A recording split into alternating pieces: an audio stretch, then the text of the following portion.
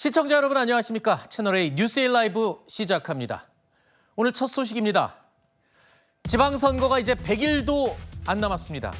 하지만 제1야당인 국민의힘은 내홍으로 여전히 시끄럽습니다. 오늘 저희 채널A 정치 시그널에 출연한 국민의힘 장동혁 대표는 오세훈 서울시장을 정면으로 겨냥했습니다. 자, 민주당의 지방선거 승리에 호응하느냐? 따져 물었습니다. 그러면서 왜 선거에 진다는 말을 자꾸 반복하느냐? 이렇게 착심 발언을 했습니다. 자, 전륜을 거부한 장동혁 대표 노선에 반기를 든 오세훈 시장을 향해서 당 대표가 이례적으로 대놓고 이 날선 반응을 보인 겁니다. 들어보시죠. 저는 전장에 나설 장수입니다. 뒤에서 후방 지원을 충분히 해주기를 간절하게 바라는 거죠. 저도 이용합니다. 그래서 이렇게 절규하는 것 같아요. 일반 국민들의 정서와 너무나도 다른 이런 입장을 당이 계속 견제한다고 하면 이번 지방선거는 TK 지역 외에는 거의 가능성이 희박할 겁니다. 지금 위기와 문제에 대해서 과연 정확하게 진단하고 있는 것인지 저는 이해하기 어렵고요. 지방선거를 앞두고 위기감을 표현하는 건 좋지만 당원들에게 이렇게 절망적인 말씀을 하실 필요가 있는지. 이미 민주당은 대구 경북을 빼고 우리는 다 승리하겠다라고 이야기하는데 우리가 호응해 주는 듯한 태도로 우리가 선거를 치러서 이길 수 있겠습니까? 아마 대한민국 역사상 서울시장 5선에 도전하는 분은 없으실 텐데 정말 제대로 된 비전과 그림을 제시해서 서울 시민들의 마음을 얻겠다. 그런 거에 집중하시는 것이 지금은 필요한 시기가 아닌가. 장동혁 대표, 오세훈 서울시장을 향해서 왜 선거 아직 100일이나 남았는데 자꾸 진다 얘기를 하냐. 지금 전체 다 이긴다고 얘기하는 데가 민주당인데 오히려 그쪽 편 들어주는 거냐 이러면서 지금 지적을 한 거예요. 근데 오세훈 시장 입장에서도 좀 심정이 이해는 됩니다. 왜냐하면 얼마 전에 5선이나 하셨잖냐. 5번째 시장이 우리나라에는 없다. 뭐 이런 식으로 장동혁 대표가 얘기했거든요. 또 공관위원장도 판가리 한다고 하고. 그러니까 오세훈 시장 입장에서는 좀 위기를 느낄 수 있어요. 그런 표현을 에둘러 한 거일 수도 있고요.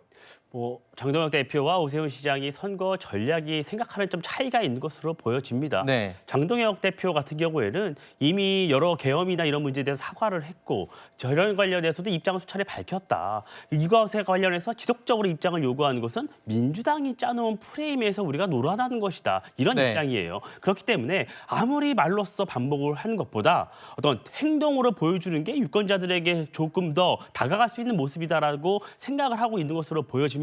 네. 그러면 어떤 모습을 보여줘야 하는가? 그러니까 집권 여당을 제대로 견제하고 그리고 대한정당의 모습을 보이고 어떤 유권자들에게 정책적이나 어떤 대한정당으로서의 효능감을 보여주는 게 그것이 선거 전략상도 맞는 것 아니냐? 이런 얘기를 지금 장동혁 대표는 하고 있는 것이거든요. 서울시장이라는 자리가 굉장히 전체 지방선거의 영향력이 굉장히 크기 때문에 네. 오 시장이 계속 패배주의에 젖은 말보다는 네. 우리가 할 수 있다. 그리고 특히나 부동산 문제나 이런 현 정부의 실정에 대해서 같이 싸워주는 것. 네. 이런 것이 오히려 더 선거에 도움이 된다. 그런 모습을 보여달라는 주문이라고 생각합니다. 그런데 저렇게 위기감을 호소하는 건 오세훈 시장 혼자만의 지적이 아니잖아요. 당 내에서도 지금 당의 노선이나 방향 뭐 이런 걸로 볼 때는 지금 위기감을 느낀다는 목소리가 적지 않죠. 그렇습니다. 제가 알기로도 지금 국민의힘 소속 기초단체장들 중에 말을 못할 뿐이지 굉장히 큰 위기의식을 휩싸여 있는 분들이 많이 있어요. 그리고 오세훈 서울시장은 어떻게 보면 그분들을 대표해서 입장을 피력하고 있는 것이다. 이렇게 볼 수도 있습니다. 네. 그리고 오 시장 본인이 이번 지방선거에 뛰어야 되는 장소예요. 전쟁에 나가는 장수가 누가 싸우기도 전부터 지고 싶겠습니까? 그러니까 질 것이다라고 이야기를 하는 것이 아니고 네. 당이 제대로 싸울 수 있는 최소한의 필요 조건을 만들어달라는 것입니다. 네. 그 최소한의 필요 조건이 바로 윤석열 전 대통령과의 절연이죠. 그것을 장동혁 대표가 명시적으로 거부했기 때문에 그 부분에 대한 아쉬움과 비판을 공개적으로 피력하지 않을 수 없는 상황인 것으로 보입니다. 알겠습니다. 어쨌든 이 국민들이 바라보기에는 장동혁 대표와 오세훈 서울시장이 좀 각을 세우고 대립하는 모습을 지울 수가 없는 그런 상황이 자꾸 연출이 되고 있습니다. 자, 그리고 서울시장에 이어서 또 다른 승부처라고 할 수 있는 곳이 있죠. 바로 경기지사입니다. 인물난을 겪고 있는 장동혁 대표는요. 바로 이 사람에게 러브콜을 보냈습니다. 누굴까요? 저희들이 경쟁력 있는 후보를 지금 내기는 어려운 상황인 건 맞지만 인재 영입을 한다든지 제대로 싸운다면 충분히 해볼 수 있다고 생각하고 유승민 전 의원 같은 경우에는 당내 상황이 이렇기 때문에 불출마한다라고 하는 것은 저는 그건 맞지 않는 것 같습니다. 좋은 전략과 정책을 가지고 도전해서 그래서 당에 도움을 주는 게 당락을 떠나서 멋진 승부로 당에 도움을 주는 게 그동안 당에서 정치를 해왔던 그리고 당의 공천을 받아서 정치를 해왔던 분의 모습이 아닐까 싶습니다. 자, 장동혁 대표가 유승민 전 의원에게 경기지사에 출마할 것을 공개적으로 권유한 겁니다. 근데 경기지사가 어떤 곳입니까? 국민의힘 입장에서 보면 사실상 험지나 다름없는데 저 대답은요. 오늘 정치 시그널의 진행자인 우리 이현수 앵커가 질문을 하지도 않았는데 장동혁 대표가 먼저 저 유승민 전 의원 이야기를 꺼낸 겁니다. 그동안 당에서 공천을 받아서 정치를 했으니 험지 출마로 은혜를 갚으라는 거 아니냐는 일부 해석도 있거든요. 굉장히 저희도 보면서 놀랐습니다. 갑자기 유승민 전 의원 얘기가 툭 튀어나왔거든요. 거기다가 경기지사라고 콕 집어서. 사실 뭐 공관위원장도 있는데 당대표가 저렇게 공개적으로 얘기하는 것도 이례적인 거 아닌가요? 맞습니다. 그러니까 지금 경기지사 후보군이 없잖아요, 국민의힘에. 네. 실제 지금 예전에 이름 나왔던 김은혜 의원 같은 경우에도 아예 안 한다고 이미 고사를 했고요. 지금 분당갑의 안철수 의원 같은 경우에는 오히려 서울시장 이야기가 나오고 있습니다. 출마할지 안 할지는 모르겠지만. 그런데 지금 장동혁 대표가 경기지사 인물 후보군 중에 이미 유승민 그 전 원내대표도 안 한다고 선언을 한번 했거든요. 네. 그런데 오늘 정치 시그널에 나와가지고 꼭 집으니까 상황이 약간 바뀔 수도 있겠다. 네. 사실은 예전에 유승민 전 대표가 뭐 전략공천 하게 된다면은 나올 수도 있다 이런 이야기가 잠깐 돌았었거든요. 네네. 그렇기 때문에 오늘 장동혁 대표가 이야기를 했기 때문에 유승민 전 의원도 아무래도 조금 고심이 조금 깊어지지 않을까 그렇게 좀 전망을 할 수 있을 것 같습니다. 네. 갑자기 툭 튀어나온 게 아니고요. 아, 네. 인식 전부터 제가 알기로는 장동혁 대표가 유승민 전 의원을 만나기 위해서 다방면으로 노력을 한 것으로 저는 알고 있습니다. 아, 그래요? 그런데 단식 국면이 이어지고 여러 가지 당내 상황 때문에 좀 미뤄진 측면이 있습니다. 그러니까 유승민 네. 전 의원이 당내 상황을 이유로 출마를 고사하고 있다는 명분을 내세웠습니다. 네. 장동혁 대표 입장에서는 당내 상황은 이제 차츰 정리가 되고 앞으로 나아갈 일만 남았으니 그 미래를 그리는데 그리고 지방선거에서 경기지사 선거를 승리로 이끌어지는데 유승민 전 의원 정도면 충분한 경쟁력이 있다고 판단을 한 것이죠. 네. 본인이 결단만 하고 나서준다면 당에 큰 도움이 될 수 있겠다. 그렇게 여러 사람들을 모으고 있는, 인재를 모으고 있는 단계라고 보시면 될 것 같습니다. 네. 장동혁 대표 입장에서는 지방선거를 이끌어야 하는 중차대한 임무가 있고 동시에 또 최근에 장동혁 대표가 사실상 전륜 거부 의사를 밝힌 뒤에 당 내홍도 더 깊어지고 있죠. 이를 단면적으로 볼 수 있는 게요. 어제 의원총회가 처음으로 열렸습니다. 그런데 국민의힘의 난맥상이 고스란히 드러난 게 아니냐 이런 평가가 있는데요. 상당수 의원들이 쓴소리를 준비하고 기다렸지만 다른 내용 발표 때문에 발언할 기회가 제대로 없어서 불만이 폭주했다는 이야기도 들립니다. 하지만 장동혁 대표 입장은 그게 아니다. 뭐 말을 못하게 하려고 일부러 그런 건 아니다. 이렇게 또 반박을 했습니다. 하지도 않겠다고 하는 당면 개정부터 1시간 넘게 얘기를 하고 순서 자체를 이렇게 짠 거가 의도적이지 않지 않냐라는 생각이 들 정도로 당대표가 결정할 수 있는 문제가 아니다. 저는 이 말씀을 드리려고 하는데 말할 기회가 없습니다. 아예 그 발언들 못하게 지금 주제가 다르다고 원내 지도부가 다 막으시네요. 어제 의총은 당면 개정에 관한 논의를 하고 오늘부터 민주당에서 사법학의 3법을 밀어붙인다고 하지 않습니까? 네. 그거에 대한 대응책을 논의하는 자리였습니다. 자유 발언을 할 수 있는 네. 그런 시간들이 조금 적었기 때문에 그런 말씀을 하시는 것 같은데 네. 어제 점심시간까지도 계속 미루면서 말씀하시려고 했던 분들은 말씀을 저는 했다고 생각을 합니다. 어제 저희도 뉴스에일 라이브 진행하면서 이 시간에도 아직 계속 진행이 되고 있다. 경론이 벌어지나 보다 뭐 이런 추정하는 멘트를 제가 하기도 했었는데 지금 얘기를 들어보면 3시간 넘게 진행된 의총에서 2시간 넘는 시간을 당명 개정안에 대한 설명으로 계속 이끌어가서 발언을 준비했던 다른 의원들이 불만이 많았다. 앞서 들으신 내용처럼 실제로 그랬다는 겁니까? 자유 발언을 할 수 있는 시간이 적었다는 것은 조금 전에 저희가 영상에서 봤다시피 장동혁 대표도 인정하고 있는 부분 아니겠습니까? 네. 그리고 앞서 저희가 의원총회를 마치고 코멘트를 한 의원들 중에 조은희 의원 같은 분이 친한계입니까? 아니잖아요. 그런데 그런 분조차도 말할 기회가 없었다고 하는 것이면은 어제 의총이 실질적으로 당의 중요한 분기점에서 역할을 할 수 있는 유의미한 의총으로 진행되었다고 보기는 어려울 것 같습니다. 특히 오늘 아침 중앙일보 같은 경우에는 일면 머릿기사 제목을 이렇게 뽑았습니다. 바꾸지도 않을 당명 80분 떠든 국민의힘. 오죽하면은 중앙일보가 일면 제목으로 이렇게까지 얘기했을까. 정말 언론이 국민의힘의 현 상황을 보는 안타까움이 그대로 묻어난다라는 말씀을 드리고 제가 짧게 덧붙이면 그런데 당의 국회의원들은 의원총회에서만 말할 기회가 있는 것은 아닙니다. 지금 국민의힘의 4선, 5선, 6선 중진 의원들이 도합 19분이나 계시거든요. 네. 그분들은 언제든지 중진들로서의 목소리를 낼 수 있는 분입니다. 네. 6선의 조경태 의원이나 주호영 의원 정도 빼면은 거의 목소리를 내지 않고 가만히 계신데 네. 지금 그래야 될 상황인가? 나서서 당의 중심을 잡아주셔야 될 때가 아닌가라는 말씀을 간곡하게 드립니다. 그 침묵하는 이유는 뭐라고 보세요? 뭐 공천 관련 때문에 그러는 건가요? 왜 눈치를 볼까요? 그러니까 그 부분에 대해서 지금 우리 언론도 의문을 가지고 있고 이제 국민들의 의문도 점점 높아지고 있는 상황 네. 아니겠습니까? 보수 내부의 어떤 노선 경쟁이 격화된 다음에 네. 그런 것들이 모두 정리되고 강물이 붉게 물든 뒤에서야 아 내가 잘못했습니다 하면서 페이스북에 글 한두 개 올리고 다시 공천받으려고 하는 그런 태도로서는 당도 살릴 수 없고 그 정치인들, 알겠습니다. 개인들도 국민의 마음을 얻을 수 없다고 생각합니다. 분명히 의원총회는 하나였는데 평가가 너무 다릅니다. 지금 이민찬 대변인 옆에서 하실 말씀이 많은 것 같아요. 의원총회가 열리면요. 의결 안건이나 보고 안건이 가장 먼저 다뤄지는 게 그동안의 관례입니다. 네네.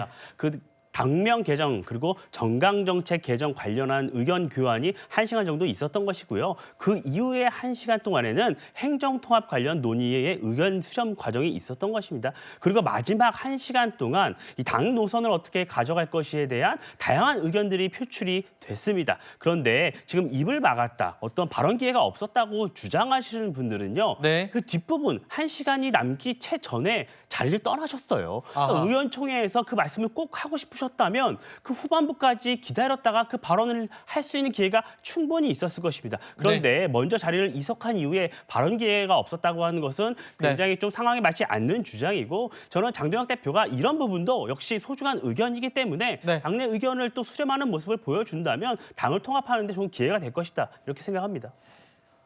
어제 의원총회에서요. 뭐 지금 대변인께서 말씀하신 것처럼 몇 분들이 나갔다. 그래서 발언을 못한 것이다 설명을 해주셨는데 일부 의원들은 또 남아서 발언 시간이 주어지기는 했습니다. 이 자리에서 의원들은 이제 우려의 목소리를 꺼냈죠. 이렇게 가다가는 선거가 위험할 수도 있다. 이런 이야기도 나오고요. 자, 그러자 장동혁 대표가 전륜 거부 취지 회견은 데이터를 기반으로 했다라는 주장을 했습니다. 이게 또 논란이 되고 있네요. 구체적인 데이터나 아니면 여론조사나 이런 거 없이 말씀을 드리면 저 사람은 남의 얘기를 들으려고 하지 않는다라고 하는 또 비판이 있을 수 있어서 또 제가 듣는 또 그리고 제가 보는 제가 파악하는 민심은 이런 부분도 있다라고 어제 설명을 드리는 과정이었습니다. 각종 여론조사를 사례로 들면서 거기에 따라서 메시지를 내었다라는 설명이 있었습니다. 근데 오늘 몇몇 의원들께서 분석을 조금 했는데 상당히 왜곡된 그리고 종합적으로 보지 못하고 필요한 부분만 뽑아서 해석한 부분이 있다는 게 좀 명확했습니다. 소장파 의원들은 여론조사 결과를 왜곡해서 해석했다라고 반발을 하고 있습니다. 어제 의총에서도 또다시 이 전륜에 대한 결론이 나지 않았습니다. 그만큼 노선 변경을 요구하는 소장파 그리고 전륜을 거부한 지도부 간의 갈등은 계속되고 있는데 아까 우리 송영훈 대변인께서 말씀하신 것처럼 중진 의원들이 그래도 꽤 계신데 왜 적극적으로 말을 하지 않느냐. 왜냐하면 지금 소장파 의원들도 뭐 마땅히 이 강력하게 대응을 못하고 있는 모습이거든요. 외부에서 보실 때는 어떻게 평가를 하십니까? 저는 일단은 이렇게 당의 이렇게 중요한 중차대한 결정을 여론조사 수치를 기반으로 네. 판단하는 그 말이 나왔다는 것 자체가 좀 되게 의아하고요, 사실은. 네. 그리고 얼마 전에 국민의힘이 그 책임당원이라고 하죠. 100만을 돌파하지 않았습니까? 네. 이게 뭐 여론에서 보면 기본적으로 좀 강성 지지층이 대폭 늘었다. 사실 이번에 그 100만을 돌파한 그 국민의힘의 그 책임당원의 그 구성을 보면 실질적인 그 장동혁 대표의 지지 기반이라고 우리가 흔히들 보고 있지 않습니까? 네. 그렇기 때문에 장동혁 대표는 이런 든든한 우군이 있기 때문에 지금 어떤 이 상황이 와도 돌파할 수 있다 이런 자신감이 있지 않았나. 그래서 이런 어떤 뭐 당내에서 절윤을 해라, 뭐 윤호개인과 뭐 끝내라 이런 말을 아무리 해도 장동혁 대표 입장에서는 이런 그 강력한 우군들이 있기 때문에 네. 끝까지 저는 이 입장을 굽히지 않을 거다. 그리고 당권 사수를 위해서 지선보다는 당권 사수를 위해서 계속 밀고 나갈 거다. 저는 이렇게 전망합니다. 그렇군요. 자, 국민의힘 내용이 이렇게 짙어지는 가운데 점점 더 이 활발하게 움직임이 감지되는 사람이 있습니다. 바로 국민의힘에서 제명된 한동훈 전 대표 얘기인데요. 대구를 시작으로 한 전국 순회 민심 투어를 검토하고 있습니다. 자, 그런데 장동혁 대표가 설 연휴 전에 대구 서문시장을 찾았을 때 이런 일이 있었죠. 윤호개인 버리면 지방선거 지십니다. 윤호개인 버리면 지방선거 패배하십니다. 장동혁 화이팅! 장동혁 화이팅!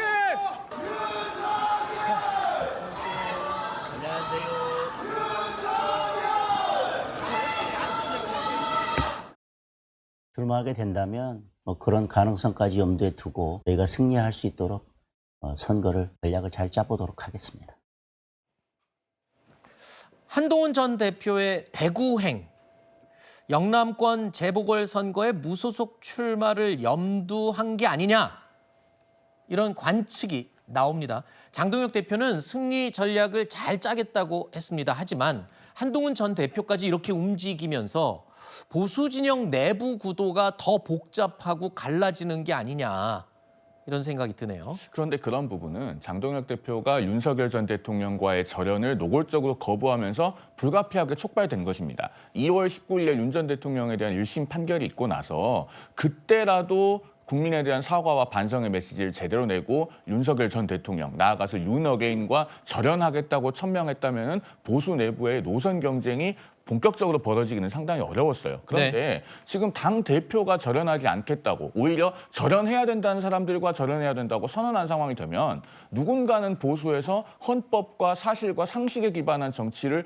복원하기 위한 시도를 해야 됩니다. 그렇기 때문에 한동훈 전 대표가 공개적인 행보에 나서는 것이 아닌가 보여지고 앞으로 저런 행보에 있어서는 물론 이것을 선거 출마와 당장 연결짓기는 어렵겠지만 현장에서의 어떤 분위기 또 시민들의 호응 이런 것들을 통해서 보수의 노선 경쟁의 양상을 간접적으로 확인할 수 있는 그런 부분들이 이어지지 않을까 하는 생각이 듭니다. 알겠습니다. 자, 윤 어게인 진영의 대표적인 인물이죠. 전한길 씨.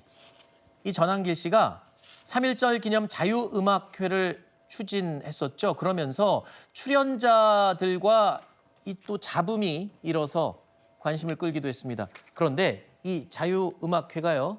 결국에는 대관이 취소가 됐습니다.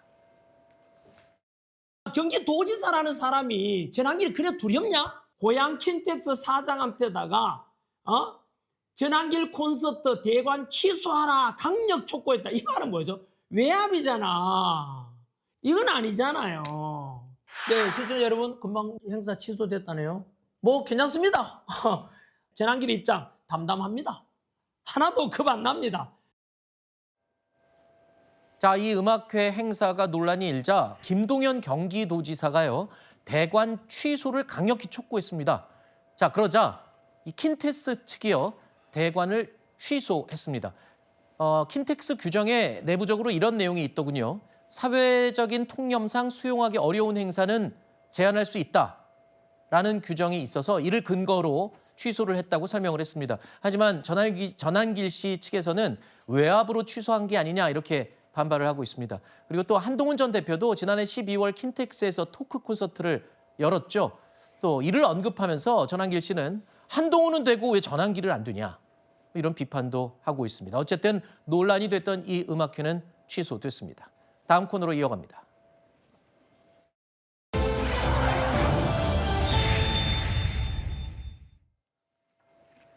자, 이제 본격적인 지방선거 준비에 돌입한 민주당 이야기 짚어보겠습니다. 어제에 이어서 오늘까지 광역단체장 예비 후보들의 면접을 진행하고 있습니다. 특히 수도권을 중심으로 치열한 경선이 예상이 되죠. 이 가운데 이재명 대통령의 지역구였던 인천 계양을에 대한 교통정리, 김남준 대변인 또 송영길 전 대표 서로 지분을 주장하기 충분한 그런 상황인데 이 교통정리를 과연 당에서 어떻게 할지 궁금합니다. 최근 인천 계양을 출마를 선언하면서 청와대 대변인직을 내려놓은 김남준 전 대변인 굉장히 적극적인 행보를 보이고 있습니다. 오늘 오전에 정청래 대표도 만났습니다. 고맙습니다. 가고 있습니다. 안녕하세요. 원승을 기원합니다. 고맙습니다. 이제 축하 연락을 드렸었고요. 고맙다라고 이제 화답을 해주셨었습니다. 계양을 의원으로서의 임기가 시작됐었고 제가 고좌관으로 같이 동시에 들어갔었습니다. 제 출마의 의지는 분명하게 말씀을 드립니다만 당연히 당의 결정에 따라야겠죠. 지금 제 의지는 분명하게 말씀드렸으니까 당에서 결정하는 거 따라야죠. 제가 가지고 있는 모든 역량을 동원해서 이재명 정부의 성공을 위해 최선을 다하겠다는 당연히 당 대표 정청래 대표님과 각 최고위원 지도부와 긴밀히 상의해서 결정하겠다는. 김남준 전 대변인 여기 말고도 또 어제 갔던 데가 있습니다. 어제 김인석 국무총리가 이재명 대통령의 지역구인 인천 계양구에서 국정설명회를 열었는데요. 이 자리에 또 계양 출마를 공식화한 김남준 전 청와대 대변인이 역시 모습을 드러냈습니다. 저희가 원래 국정설명을 하면 내빈 조계를 안 하긴 합니다. 근데 제가 뭐 내빈 조계를 하긴 그래도 앞에 이렇게 앉아 계신데 뒤통수만 보고 가시면 좀 섭하잖아요. 잠깐 일어나서 뒤로 한번 봐주시겠어요? 제일 앞줄. 얼굴 보시면 다 알만한 분들이에요.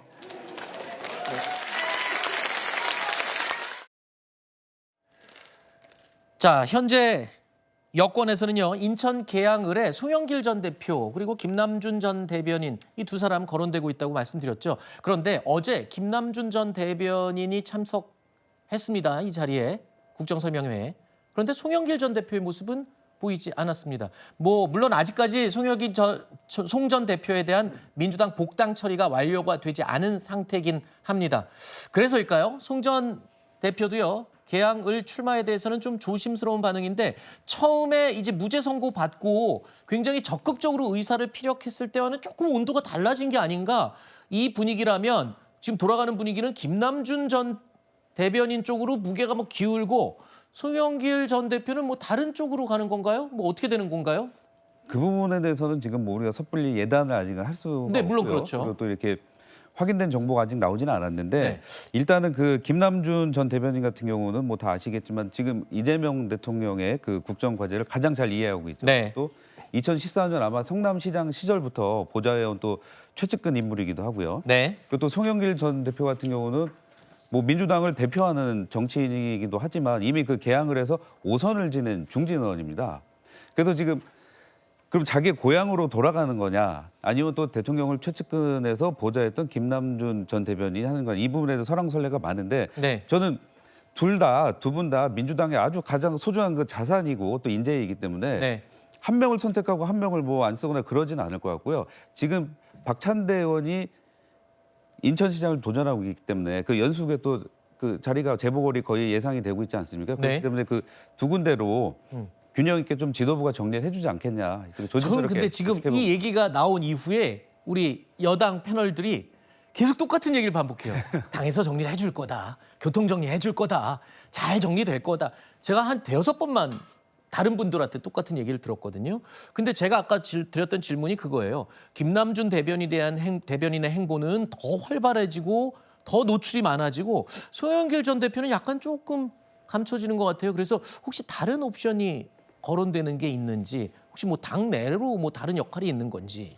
야당의 시각에서 보기에는요. 송영길 전 민주당 대표나 김남준 전 청와대 대변인이나 둘 다 이번 보궐선거에 나오면 안 되는 분입니다. 일단 송영길 전 대표는 2021년 민주당 전당대회에서 돈 봉투가 정말 없었습니까? 민주당에서 본인의 정치 생명을 걸고 정말 그 전당대회에서 돈 봉투는 없었습니다라고 확언할 수 있는 분이 있습니까? 네. 위법 수집 증거 문제 때문에 법원에서 유죄 판결을 못했을 뿐이지 그 전당대회에서 당선됐던 송영길 대표의 정치적 책임, 윤리적 책임은 있는 거예요. 그러면 민주당이 거기에 대해서 공천을 주면은 그 전당대회 전체를 정당화하는 게 됩니다. 그래서 네. 안 되는 것이고, 그다음에 앞서 저희가 K 국정설명회라고 하는 참 희한한 행사를 봤는데 그걸 인천 계양구에서 지금 왜 하는 거죠?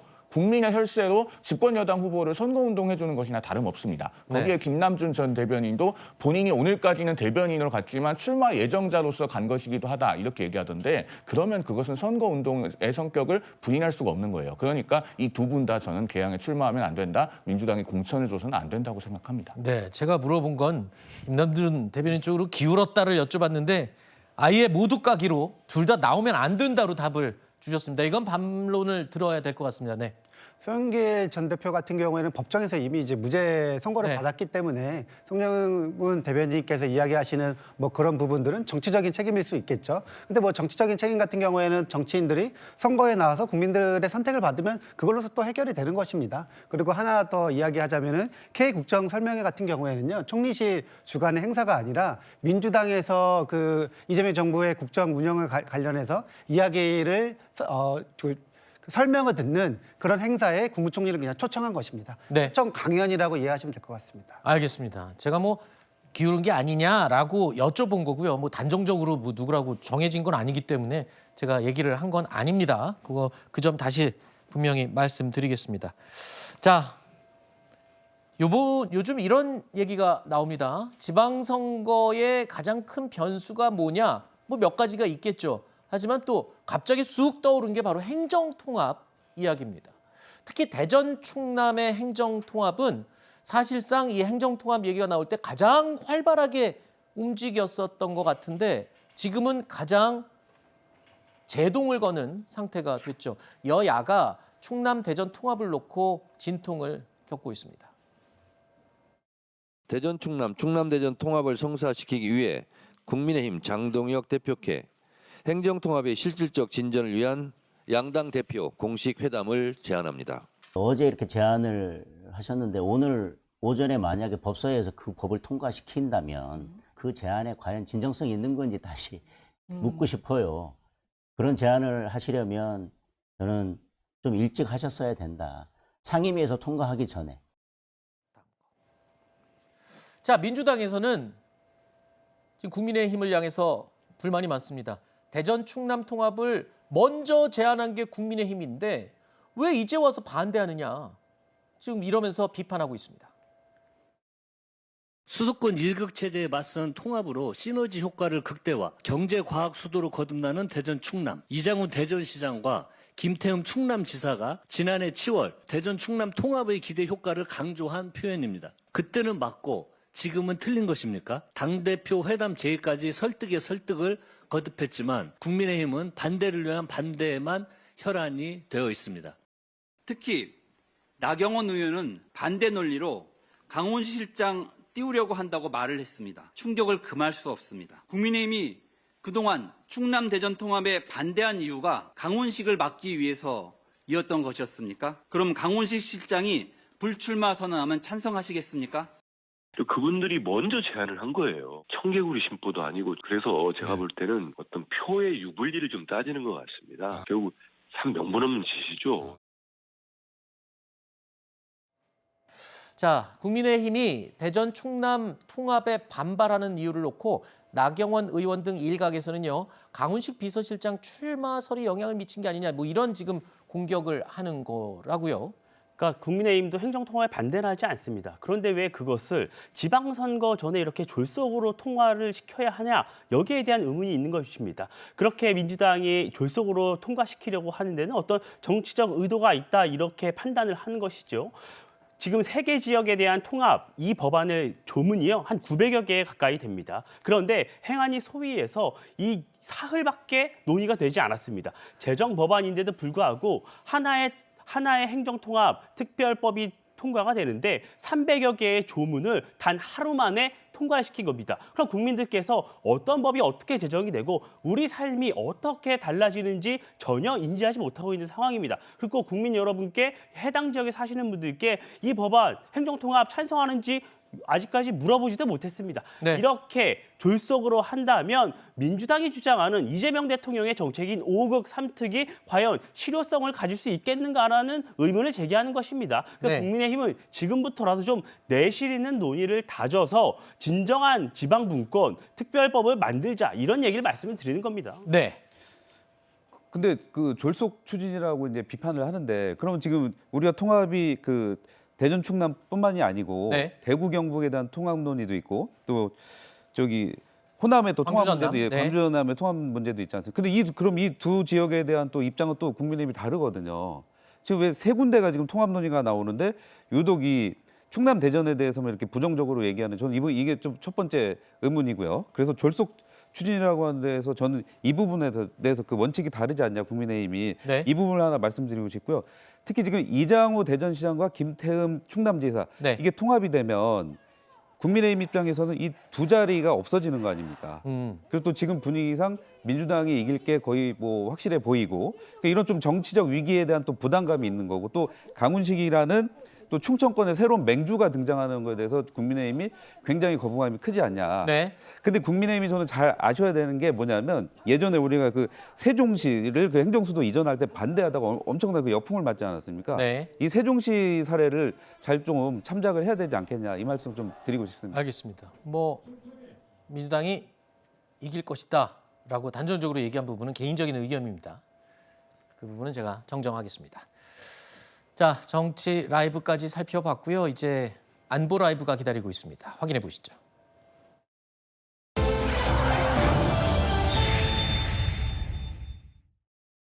북한 얘기 짚어보겠습니다. 북한 노동당 제9차 당대회가 열리고 있습니다. 김정은 위원장이 다시 추대가 됐습니다. 그리고 대규모 인사 개편이 단행이 됐는데요. 현장 영상 짧게 보시죠. 김정은 동지를 조선노동당 총비서로 높이 추대할 때 대한 결정을 만장일치로 채택했습니다. 대회 참가자들은 맹세를 다짐하며 총비서 동지께 최대의 영광을 삼가 드렸습니다. 북한 김정은이 노동당 총비서로 다시 재추대되는 건 뭐 당연한 얘기처럼 들립니다. 오히려 가장 눈에 띄는 인사, 바로 김여정 노동당 부부장의 승진입니다. 부부장에서 부장으로 승진했습니다. 이 직급을 우리나라에 비교하면 부부장은 차관급, 그리고 부장은 장관급이라고 이해하시면 됩니다. 5년 만에 정치국 후보위원으로 복귀하기도 했었는데요. 정치국은 당 최고 정책 결정기관인 만큼 위상의 변화가 굉장히 바뀐 게 아니냐. 부부장에서 장관급인 부장으로 승진한 그 의미. 글쎄요, 이렇게 김여정 위상은 강화가 된 게 분명합니다. 하지만 김정은의 핏줄인 김주애와 이 권력 경쟁 관계로 볼 수가 있죠. 아닐 수도 있고요. 이런 분석이 많이 나오고 있습니다. 자, 전문가의 의견을 들어봤습니다.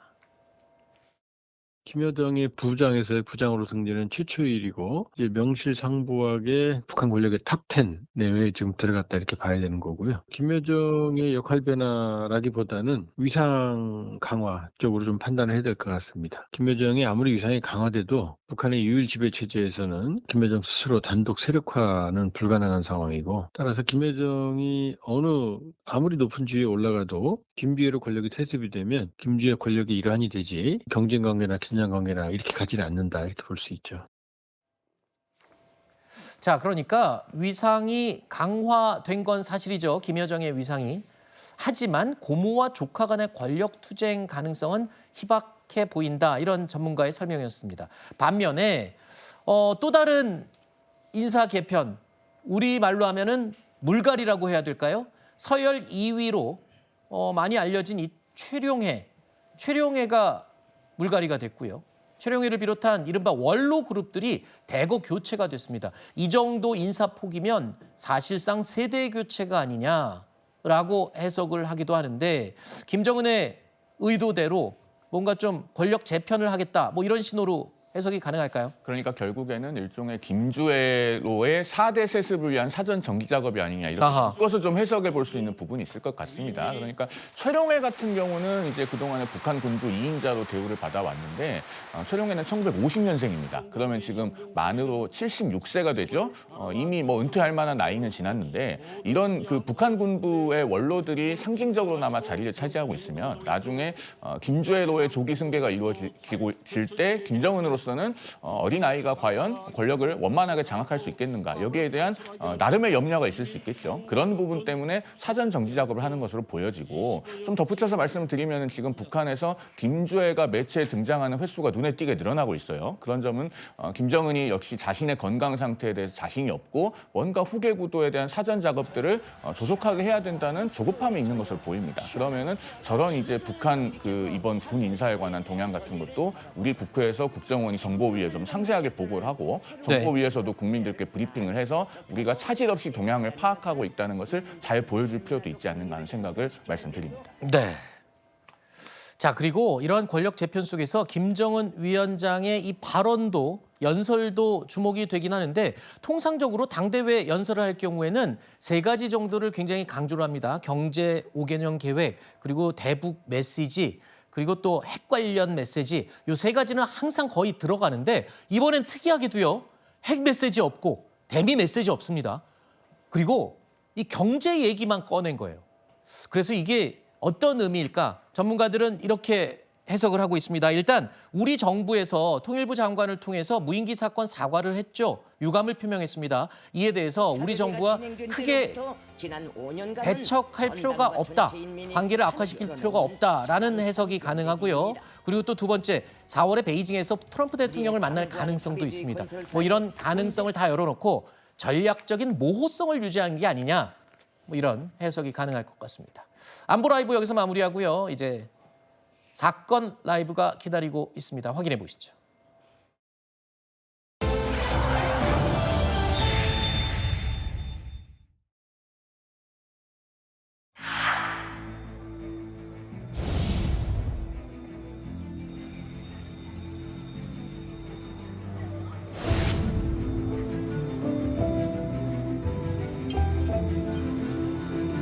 사람들이 모르고 자는 사람들이 있는 거예요.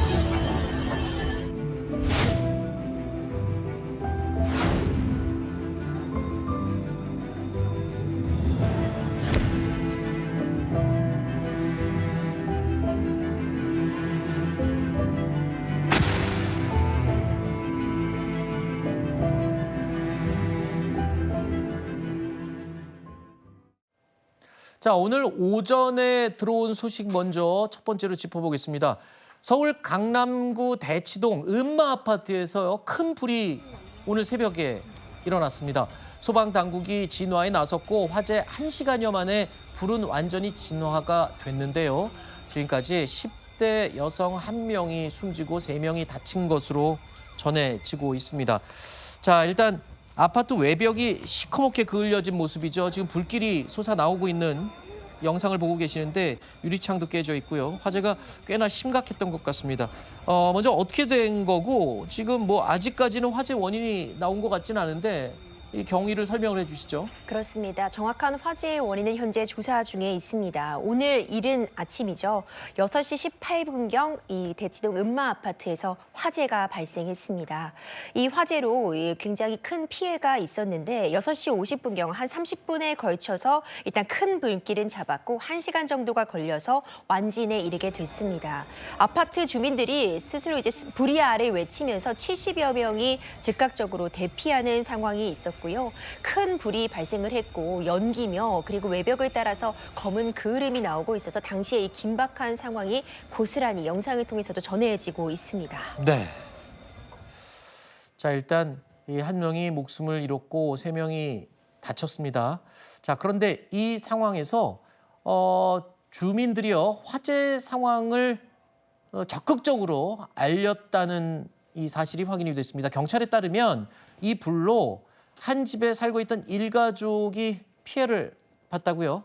그렇습니다. 정말 안타까운 상황인데요. 이 8층 집에서 발생을 했기 때문에 일단 10대 큰 딸은 안타깝게도 사망을 했고요. 어머니와 작은 딸 역시 화상과 연기를 마시는 등 부상을 입었습니다. 생명에는 이 부상자들은 지장은 없지만 병원에서 치료를 받고 있고 이제 윗집에 거주하고 있는 주민 역시 연기를 맞아서 병원에서 치료를 받고 있는 상태다라고 전해지고 있습니다. 네. 알겠습니다. 자, 다음 소식입니다. 자, 집값이 들썩이다 보니까요. 집 주인들이 모여있는 인터넷 온라인 단체 대화방에서 이런 대화가 오가고 있었습니다. 바로 이 가격 밑으로는 팔지 말자. 이게 뭘까요? 바로 대표적인 가격 담합입니다. 가격 담합, 부동산 시장에서 가격 담합은 굉장히 엄하게 처벌하는 불법 행위로 알려져 있죠. 서울시 민생사법경찰국은요, 이 행위에 대해서 집중 수사에 들어간다고 밝혔습니다. 자, 서울시는 이번 조치가 단순히 엄포가 아니다. 실제로 수사해서 엄벌을 하겠다. 이렇게 얘기를 한다고 하는데 굉장히 세게 나오네요, 서울시가. 그렇습니다. 서울시가 지금 집값 안정에 대해서 굉장히 강력한 의지를 천명한 것이다, 이렇게 볼 수 있을 것 같아요. 네. 말씀하신 것처럼 지금 서울시 그 민생사법경찰국에서 이 집값 담합 행위에 대해서 매우 적극적으로 적발하고 또 필요하면은 수사에 넘기겠다, 이렇게 지금 발표를 한 상황입니다. 대표적으로 이제 저런 유형에 해당하는 행위가 지금 화면에도 나오고 있습니다만, 아파트 소유주 단체 대화방에서 특정한 가격 이하로는 팔지 말자라고 담합을 하면서 가격을 낮게 올리는 공인중개사에 대해서 일종의 저격 행위를 하는 것이죠. 그러면서 압박을 하는 것, 그리고 또 특정 가격 이하로 매물 광고 올리면은 허위 매물로 신고하겠다면서 압박하는 것, 이런 것들이 지금 대표적인 그 부정행위의 유형으로 제시가 되고 있습니다. 네. 사실 이런 행위들은 공인중개사법에 보면은 처벌 규정도 있어요. 네. 거래질서 교란 행위에 대해서는 3년 이하의 징역 또는 3천만 원 이하의 벌금에 처해질 수도 있기 때문에 우리 방송을 보는 시청자들께서도 단순히 내 집값에 대한 아쉬움을 표현하는 수준을 넘어서 우리가 적극적으로 특정한 가격 이하로는 절대 팔지 말자라고 네. 했다가는 법적인 문제가 발생할 소지도 있기 때문에 좀 주의하실 필요가 있을 것 같습니다. 공인중개사 시험 준비하신 분들이면 상식적으로 다 아는 이 사항이더군요. 저도 내용을 찾아봤더니 공인중개사법상의 이 가격 담합, 교란, 시장 교란 행위는 굉장히 엄중하게 처벌하는 대표적인 위법 행위로 설명이 돼 있습니다. 자, 그런데 이런 담합 행위, 서울시가 지금 강력하게 수사를 하겠다고 의지까지 밝힌 상황인데 이게요, 불법 행위를 발견하는 게 굉장히 중요하겠죠. 그래서 서울시에서는요, 지금 제보도 운영한다고 합니다. 그래서 이 제보를 했을 경우에 공익에 기여한 것으로 해서 포상금까지 준다고요? 얼마까지 주는 겁니까? 최대 2억 원의 포상금이 지급될 수 있다고 2억 원이요? 그렇습니다. 이 부동산 거래 질서 교란 행위 같은 경우에는요, 사실 발견하는 것이 쉽지 않습니다. 서로 말에 맞춰서 우리 이 가격 이하로는 팔지 말자라고 담합을 했는데 이것을 담합한 것인지 그 증거를 발견하기, 또 발견했을지라도 그 이후에 처벌로 이루어지기가 쉽지 않았는데요. 이런 부분들 때문에 적극적으로 신고를 유도하고자 포상금 제도까지 운영을 하는 겁니다. 네. 민생사법경찰국에 지금 바로 신고해 주세요. 이런 안내문도 지금 나오고 있는데요. 이런 담합 행위가 어떤 범죄 그리고 집단적으로 이렇게 하는 것과 맞닿아 있는 경우에는 적극적으로 그 증거 자료들 캡처하셔서요. 이런 대화가 오고 가고 있는 내용이라던가 네. 단체 채팅장에서 이 담합을 유도하는 행위를 신고하면 포상금 지급까지 이루어질 수 있다고 합니다. 포상금이 최대 2억 원까지다. 지금 집값 담합에 대한 발언을 하셨던 집주인들 지금부터 입 꾹 닫 해야 될 것 같습니다. 처벌받습니다. 자, 다음 소식입니다. 일본이요, 독도, 일본의 표현으로 이제 다케시마의 날 행사를 강행하면서 영유권 도발을 이어가는 행위를 착구하고 있습니다. 심지어요, 우리 땅 독도를 일본 사람들이 본인의 본적지로 등록하는 경우가 부쩍 늘었습니다. 20년 사이에 무려 4.3배나 급증했다는 겁니다. 독도로 본적을 옮긴 일본인들이 이렇게나 늘었다니요. 저도 깜짝 놀랐는데요. 아니 도대체 왜 이러는 걸까요? 우리나라 땅에 왜 본적을 옮기죠? 애초에 일본인이 우리 독도를 본적으로 옮기는 것 자체가 가능한 건가요? 가능했었나 봅니다. 굉장히 좀 충격적인 상황인데요. 일단 일본의 주장에 따르면 독도를 이제 자신 땅이다, 일본 땅이라고 주장하고 있고요. 이 일본의 일단 관련된 이 본적법, 호적법 등에 따라도 내가 어디든 본적은 정해서 신고할 수 있기 때문에 이런 일이 발생하고 있는 겁니다. 그렇군요. 그 명수도 꽤 늘어나고 있는데 2025년 기준으로 지금 112명입니다. 과거보다 껑충 이 숫자가 뛰어 올라와 있는 이런 모습도 확인이 되는데요. 이 독도를 본적으로 등록을 하면 어떻게 표시가 되냐면요. 다케시마 관유 무번지로 기재가 된다고 합니다. 그러니까 그 일본에서 자기네 본적을 옮기는 거죠? 우리나라에서 본적으로 옮기는 게 아니라. 그렇죠. 지금 이야기 나오는 건 일본에서 일본인이 네. 본적을 지금 다케시마 관유 무번지로 옮겨둔다는 그런 부분인데 네. 일본 국유지로 별도의 변질 수는 없다라는 의미인데 이런 시도 역시도 독도를 일본 땅이라고 주장하려는 그런 움직임의 네. 맥락으로 이해할 수 있을 것 같습니다. 쉽게 말해서 우리 옆집 아저씨가 우리 집 주민등록 등본에 제 주민등록 등본에 본인이 이름 올려놓는 행위잖아요. 이해할 수 없는 건데 시청자 여러분, 오늘 우리 스튜디오에 나와 있는 송영훈 대변인, 송영훈 변호사 본적이 독도라고요? 네, 제가 등록 기준지, 그러니까 우리가 흔히 본적이라고 하죠. 법률 용어로는 등록 기준지가 독도입니다. 언제 옮기신 거예요? 제가 독도로 등록 기준지를 2023년에 옮겼고요. 아하. 그에 앞서서 제 자녀를 출생신고할 때 등록 기준지를 독도로 해서 출생신고를 했습니다. 이게 그래요? 출생신고할 때 그 부모가 자녀의 등록 기준지를 정해줄 수 있거든요. 네. 정해주지 않으면 보통은 아버지의 본적을 따라가지만 그렇죠. 정해주면은 등록 기준지를 자유롭게 부여할 수 있습니다. 네. 그리고 앞서 이제 일본인들이 그 독도를 자기네 땅이라고 우기면서 거기에 본적을 옮기고 있다라고 하는데 네. 번질 수가 없잖아요. 그렇죠. 그들은 관유 무번지라고 하죠. 우리는 다 무번지. 번질 수 있습니다. 그렇죠. 독도 동도는 독도 이사북길, 그리고 네. 독도 서도는 독도 안용복길이라고 해서 도로명 주소가 다 부여되고 있고요. 네. 저 같은 경우는 저와 제 아이의 등록 기준지가 경상북도 울릉군 울릉읍 독도 이사북길 63번지입니다. 그럼 서도인가요? 동도인가요? 동도입니다. 동도. 동도에 거기 독도 등대가 있거든요. 그렇죠. 예. 그래서 그 63번지가 독도로 본적을 옮기는 운동을 하는 우리 국민들께서 매우 애용하는 주소 중 하나입니다. 그렇군요. 하나만 더 말씀드리면 네, 오늘 새로운 걸 굉장히 많이 알게 되네요. 통계상으로 2021년 10월 기준으로 독도에 등록 기준지를 두고 있는 대한민국 국민은 3,644명입니다. 이 그래요? 이후로도 계속 늘어나고 있을 것이기 때문에 네. 지금 독도를 자기네 땅이라고 우기면서 본적을 거기에 옮기는 일본인들보다 우리 국민의 숫자가 훨씬 더 많을 것으로 생각됩니다. 알겠습니다. 우리 송영훈 변호사님 본적을 독도로 옮기셨고 그렇다 보니까 또 본적지에 대한 정보도 바삭하게 알고 계시네요. 일본인들 이제 남의 집에다가 그렇게 이름 자꾸 올리지 마십시오. 우리 집에 왜 자꾸 자기네 이름을 올리려고 하는 건지. 네, 이런 얘기는 저도 해도 되겠죠, 여러분? 자, 다음 소식입니다. K-팝이 세계로 뻗어나가는 만큼 콘서트 문화도 돌아볼 필요가 있겠죠. 동남아 공연장에서 시작된 일부 한국 팬들의 비매너 행동이 반한 정서, 그러니까 한국 사람들을 싫어하는 정서로도 번지고 있다는 이야기가 들립니다. 지금 보시는 이 화면이요, 온라인에서 밈처럼 퍼진 AI 사진인데요. 동남아시아 국가들로부터 우리나라가 손가락질을 받는 듯한 이런 구도가 사진으로 AI로 만들어져서 돈다는 겁니다. 그러면서 한국 제품 불매 운동까지 벌어질 조짐이 있다. 아니 도대체 뭔 일이 있었길래 우리나라 팬들을 저렇게 싫어하는 움직임이 있는 거죠? 갈등의 시작은요, 지난달 31일 이 말레이시아 쿠알라룸푸르에서 있었던 한 K-팝 가수 공연장에서 일이 벌어진 겁니다. 네. 당시 이제 일부 팬들이 우리가 대포 카메라라고 불리는 카메라가 있는데요. 네.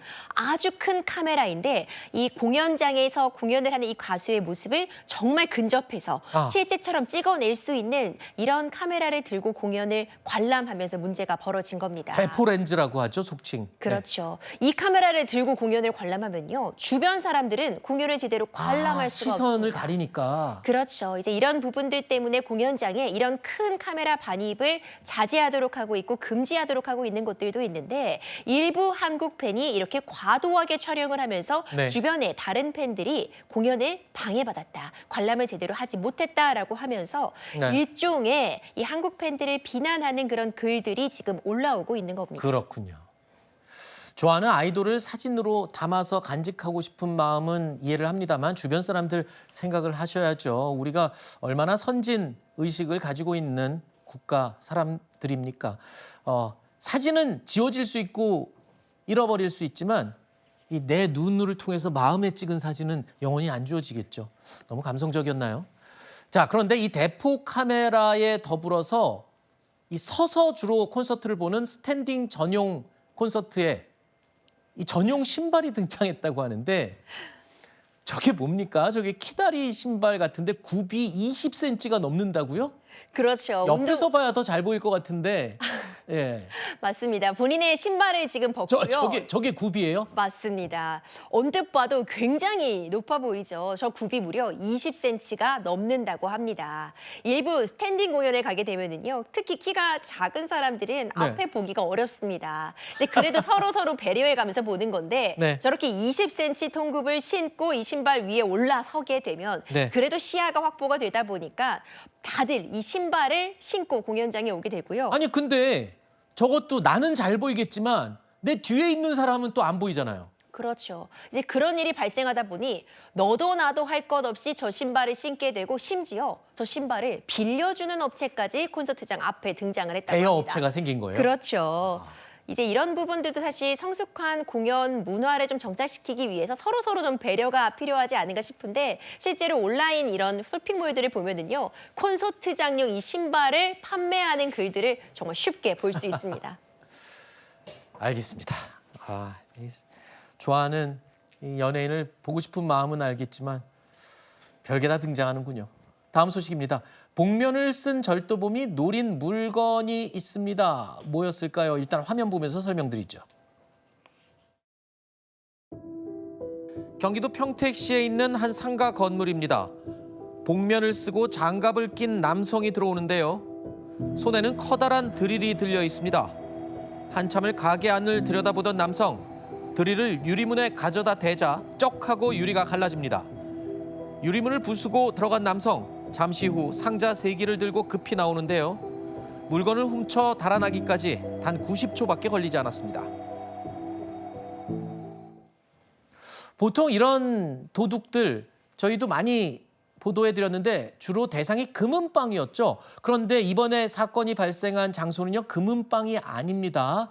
남성이 훔쳐간 물건, 상자 부피가 조금 보석보다는 큰 것 같은데 이 꽤나 가치가 나가는 물건이라고요? 전자부품이라고요? 그렇습니다. AI 시대를 맞아서 이 그래픽카드, GPU의 가치가 굉장히 올라가고 있지 않습니까? 그렇죠. 그러다 보니까 벌어진 촌극으로 보이는데 저게 얼마예요? 한 저 GPU 훔친 가액이 1,700만 원 상당으로 환산된다고 합니다. 요만한 상자 2-3개 들고 나갔는데 그게 1,700만 원어치라고요? 그렇습니다. 제품 3개를 훔친 것으로 알려지고 있는데 가액이 1,700만 원 정도 추산된다고 하니 상당히 비싸고 좋은 그래픽카드를 훔친 것이 아닌가 보여지는데 저런 것이 지금 여러 가지 지금 반도체 수요가 폭증하면서 벌어지고 있는 단면이 아닌가 싶기도 합니다. 최근에는 GPU뿐만 아니라 또 램 값도 폭등하고 있지 않습니까? 그래서 중고 램 거래도 굉장히 활발해지고 또 구하기도 어렵다라고 하는 이야기도 들립니다. 이런 것들이 어떻게 보면은 지금 우리 사용자들께서도 시청자들께서도 컴퓨터에 관한 물리적 보안, 그러니까 도둑질을 방지하는 것도 더 주의해야 되는 그런 시대에 접어들었다는 것을 보여주는 사건이 아닌가 싶습니다.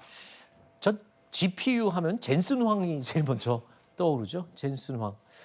자, 이 사건 라이브 여기까지 살펴보고요. 이제 피플 라이브가 준비되어 있습니다.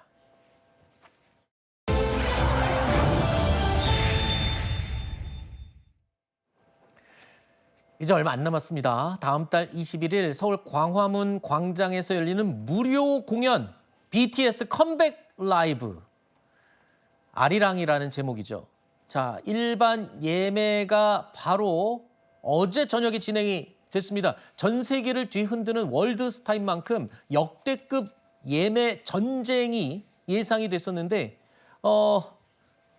여기 접속 자체가 안 됐다는 얘기 저 많이 들었습니다. 도대체 몇 명이 몰린 겁니까? 저도 주변에 이 네. 티켓 당첨됐다는 분 아직 못 만나봤습니다. 동시에 접속자 수가요 정말 폭발했고요. 지금 대기 인원 보시면요. 대기 인원만 10만 명이었습니다. 아, 대기가 10만 명? 그렇죠. 그러면 저기 몰린 사람들은 훨씬 더 많다는 소리네요. 그렇습니다. 이번에 이 공개된 티켓이요. 15,000석 규모였는데 이제 2,000석 같은 경우에는 앨범 구매자들에게 우선 따로 배분이 됐고요. 나머지 좌석이 무료로 공개가 된 건데요. 네. 전 세계에서 이 무료 티켓 다시 한번 다 시도해 보니까요. 어제 정말 피켓팅 제대로 이루어졌다고 합니다.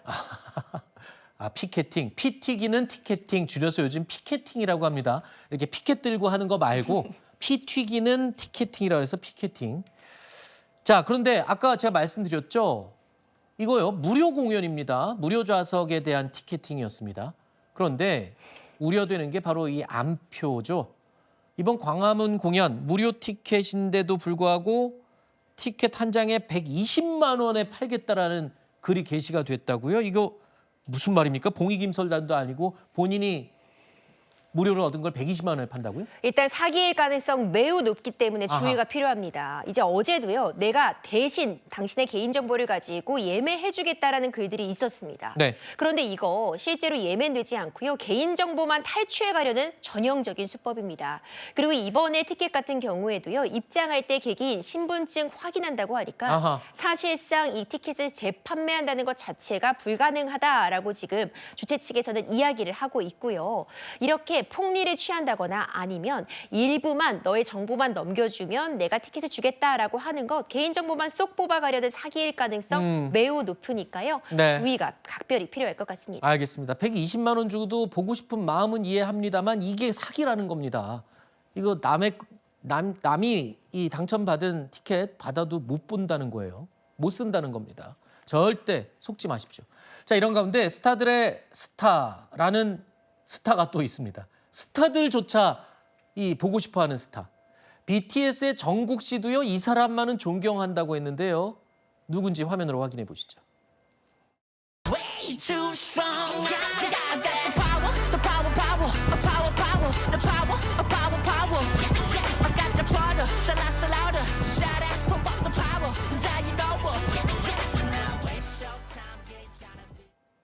바로 그룹 빅뱅의 리더 G-드래곤입니다. 이 G-드래곤은요. 많은 사람들의 롤 모델로 불리고 있는데요. 동시에 지난해에 이 카이스트, 수재들이 모여있다는 카이스트의 교수로 임용이 돼서 화제가 되기도 했죠. 카이스트 졸업식이 최근에 열렸는데요. 이 자리에서 G-드래곤이 축사를 했습니다. 근데 이 축사 내용이 또 다시 한번 사람들에게 화제가 되고 있습니다. G-드래곤 교수 어떤 메시지를 전했길래 화제가 될까요? 들어보시죠. 축하드립니다. 진심으로 축하드립니다. 여러분은 해냈고 앞으로도 해낼 사람들입니다. 이제 정답 없는 세상으로 나아갑니다. 틀려도 괜찮고 멈추지만 않으면 됩니다. 남들과 다른 길을 선택할 용기, 그 용기가 여러분을 결국 가장 멀리 데려갈 겁니다. 오늘 자유롭게 시작하세요. 저도 이 말 나중에 좀 써먹어 봐야 되겠습니다. 너무 좋은 말인데요. 틀려도 괜찮아. 멈추지만 않으면 돼. 자녀들에게 해주면 정말 평생 되게 약이 될 말인 것 같아요. 그렇습니다. 이 지드래곤 씨야말로요. 이 말을 몸소 실천해온 사람이 아닌가 싶습니다. 지드래곤 씨도요. 처음부터 태어날 때부터 스타였던 건 아닙니다.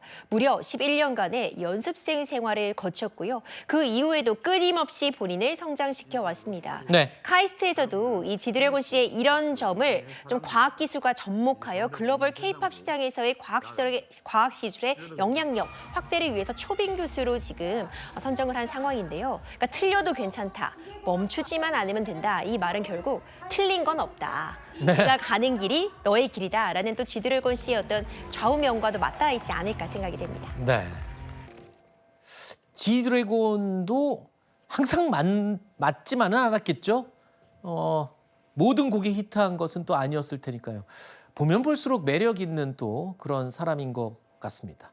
자, 다음 소식 역시 K-팝 스타들의 얘기 마지막으로 하나 더 살펴보겠습니다. BTS의 슈가, 제이홉, 그룹 아이브의 장원영 씨, 네로라 하는 K-팝 스타들이요. 일제히 지금 병원으로 달려가고 있다는 겁니다. 병원에 왜 달려가죠? 어디 아픈가요? 아파서 달려가는 게 아니고요. 네. 선한 영향력을 행사하기 위해서 병원으로 달려가고 있습니다. 아. 스타들이 줄을 이어서요. 대형 병원에 기부 행렬을 하고 있는 겁니다. 아하. 정말 좀 가슴 따뜻해지는 소식이 아닌가 싶은데요. 이 내용을 보더라도요. 슈가 씨는요. 세브란스 병원에 50억 원을 기부했습니다. 네. BTS의 제이홉 역시 아산병원에 5억 원, 아이브의 장원영 씨 역시 세브란스 병원에 2억 원 등 이 스타들이 줄지어서 이 일명 대형 병원에 아이들을 위해서 써달라, 뭐 자폐 스펙트럼 치료를 위해 써달라 이렇게 기부 목적을 정해서 기부를 하고 있는데요. 네. 실제로 최근 2년간 이 대형 병원에 일명 이 스타들, 연예인들의 기부 액수가 150억 원에 달할 정도로요. 많은 스타들이 병원을 찾아서 아픈 환자들 그리고 치료가 필요한 어린이들을 위해 기부 행렬에 동참하고 있다는 좀 가슴 따뜻한 소식입니다. 아니 그런데 기부할 곳은 얼마나 많습니까? 그런데 이 스타들이 주로 병원에다가 이렇게 기부를 하는 이유가 따로 있나요? 이 동기라고 한다면 아픈 친구나 아픈 가족들이 있을 때 그 네. 병원에서 치료를 받고 또 다른 사람도 이렇게 치료를 받았으면 좋겠다라는 선한 동기에서 병원을 선택하게 되는 경우도 있고요. 그리고 병원 같은 경우에는 내가 기부하는 돈의 어떤 쓰임, 그 목적을 정할 수 있다고 합니다. 아하. 그러니까 소아암 치료를 위해 써달라, 자폐 스펙트럼 아동들의 치료와 재활을 위해 써달라. 아, 용도와 대상을 정해줄 수 있다? 그렇죠. 아하. 이제 그런 부분들 때문에 어떤 연구라던가 대상자를 지정할 수 있다라는 점도 이제 스타들이 병원에 기부를 하는 한 요인이 아닌가 생각이 됩니다. 네. 실제로요, 아픈 아이들을 위해서 써달라 이렇게 할 수도 있지만 어떤 특정 병을 극복하기 위한 연구에 써달라 이런 또 기부도 가능하다고 합니다. 그래서 목적과 용도를 지정해서 할 수 있는 그런 점도 이 스타들이 이렇게 병원에 기부를 많이 하는 이유 중에 하나라고도 설명하네요. 자, 오늘 날씨가 궁금합니다. 봄이 점점 가까이 온 느낌입니다.